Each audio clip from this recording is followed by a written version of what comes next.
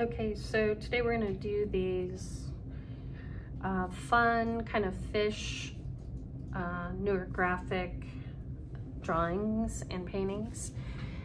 So the way you start is, I use a small piece of paper because it takes a lot longer than you think it will take. So if you want to keep it shorter, do it. This is actually 5 by 7. You can also do it larger if you don't care if it takes a little bit longer. It's a little bit deceptive.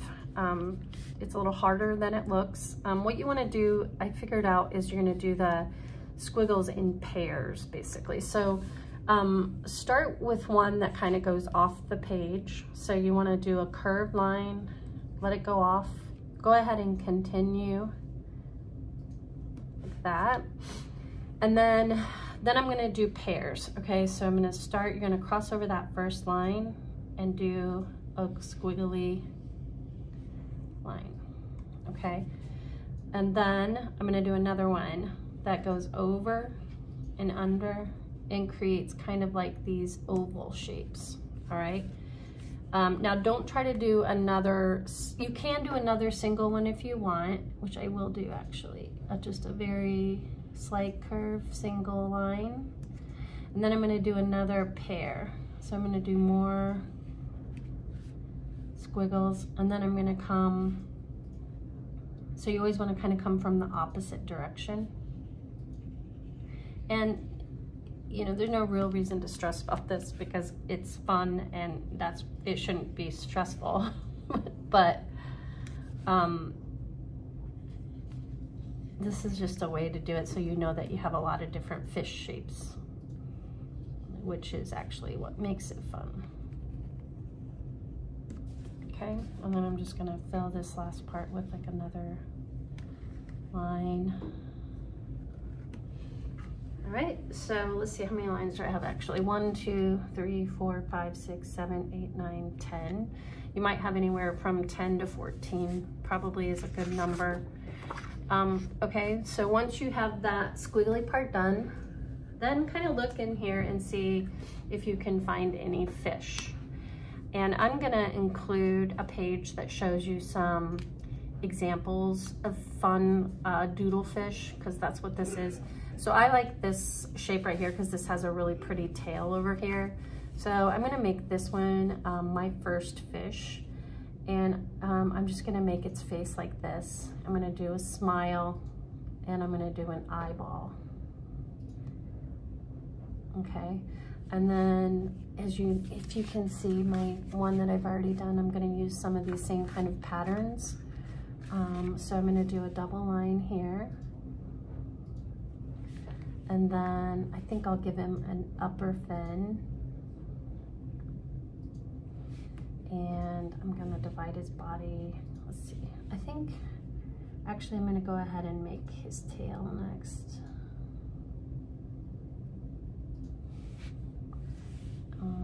And then just do some lines for his tail.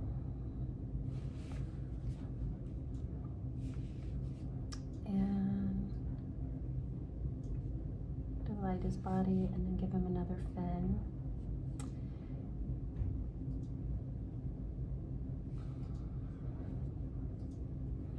And maybe some, I like these like circle thingies. Give him enough detail to make it interesting and fun. Don't just draw its eye and its mouth. Okay, and so then this other fish, you can decide, do you want to have him going this way or do you want to have him going this way? I'm going to have him going the same direction, so I'm going to go ahead and draw. And just try to have fun with it, you guys. You don't have to do an upper fin or even another fin if you don't want. You can just have them be without. I have some with them without fins. So this one doesn't have a fin, these two do. And then these jellyfish are really fun. I'm gonna make, I think I'll have this one be a jellyfish. So I'm just gonna create some concentric circles. And then maybe a wavy line. And then I'm gonna have some long tendrils coming down from the jellyfish. I don't know how many legs a jellyfish has. It doesn't matter. A lot. Okay, and so then I'm gonna come down and find another good fish. I want something for kind of the center. If you wanna add another line, you can. Just be careful not to add too many, okay? I think I'm gonna just do this fish. I like the way this fish looks, so I'm gonna give it a really big eye. Okay, so I'm just going to speed up the video now so you can just watch me make some fish. Your fish are gonna look different than mine, and that's perfectly okay. That's how it should be.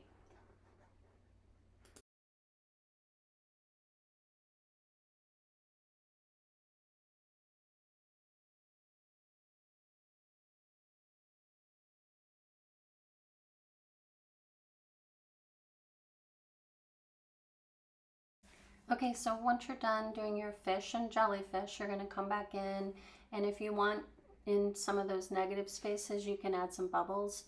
The trick to doing the bubbles is that you make them different sizes and try not to keep them too even. Okay, so I am now using the watercolor pencil. I already did this top part. And right now I'm using this darker blue and I'm mixing in a little bit of purple, okay? Now, when you're doing these watercolor pencils, you don't have to feel like you're gonna fill every single space, because when you come back with water, it's gonna turn into paint, okay? So when it turns to paint, you know, the places where you left it kind of white, you can fill in with the paint. You don't have to color the entire section with the watercolor pencil.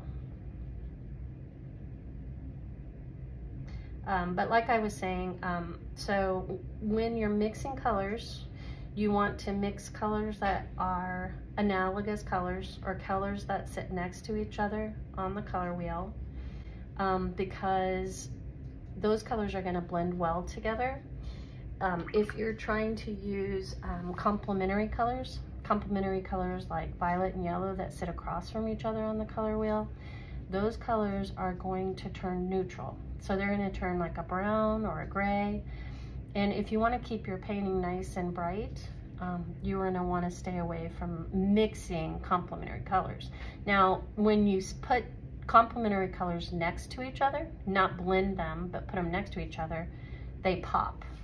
So you're probably going to do that quite a bit. Like on this painting, you can see like the orange and blue are complements, and so they almost like vibrate and draw your eye when they're next to each other. You just can't blend them together, okay? All right, so now I'm gonna do the bubble part, and I'm gonna use like the lighter blue, and I'm just gonna go ahead and just go right over the top. If you guys wanna do the bubbles a different color, what I recommend doing is using one color and just go ahead and go over the bubbles and the background, because it's going to take you forever if you're going to try to do it separately.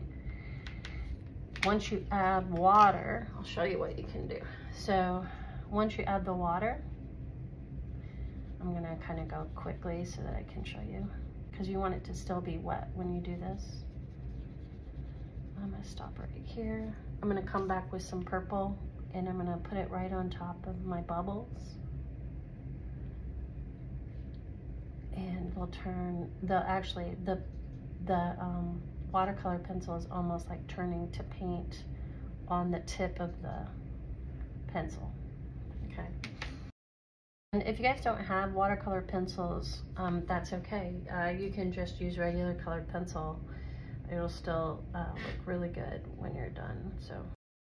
I'm going to scribble a little bit of this darker blue over here. You can also use it like regular paint. So if you scribble some, add water to it, it'll turn to paint. And then you can kind of just apply it like you would regular paint. And I just want to get a little bit of more shading between these two colors. So I'll just go ahead and use this for my next section.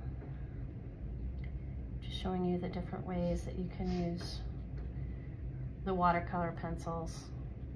You can color it first, like we did before, or you can use like a little side piece of paper, color your colors that you want down here or wherever, add water and apply it like paint. So it's kind of up to you how you want to do it. Probably be faster doing it this way, but it won't be as dark. See, like I like the variation in the color between the different striations of water. So I really like doing it this way for part of the painting. All right. Okay, so once I get all the blue done, then I'm gonna go back in and start coloring my fish and my jellyfish. And I think what I'm gonna do is I'm gonna keep my fish like warm colors, and then I think I'm gonna do my jellyfish pinks and purples, just to keep a lot of contrast in my art. But that's just how I'm gonna do it. You can do it however you want. The most important thing is that you create contrast. I don't care if you do the water reds and oranges and you decide to do the fish blue. However you wanna do it, just make sure that you have contrast between your background and your creatures. Well, I'm gonna start with this fish down here, and I'm gonna do him, I'm gonna do him yellow and orange, yellow, and red. Those are actually analogous colors. They sit next to each other on the color wheel. So it's gonna make for a very nice blended looking fish with no browns and no grays, which is good, in my opinion, because fish are generally pretty colorful. So I'm like right on a crack there, so I'm gonna move it down a little bit.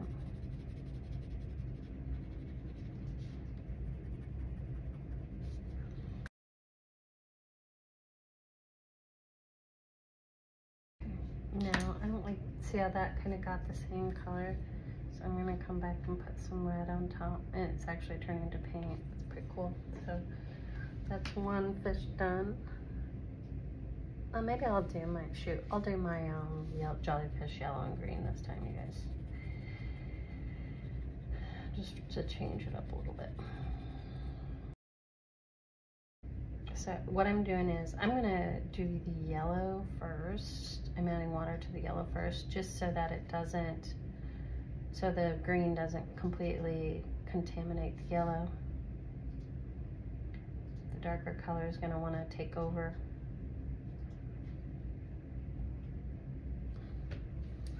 And then I got another jellyfish somewhere. There it is. So I'm gonna do a different color. So I'm gonna do like a blue-green this time. Okay, so basically you guys get the idea. I'm gonna just keep adding more colors to my fish. And when it's done, it's gonna look very similar to my first example. Have fun with this, you guys.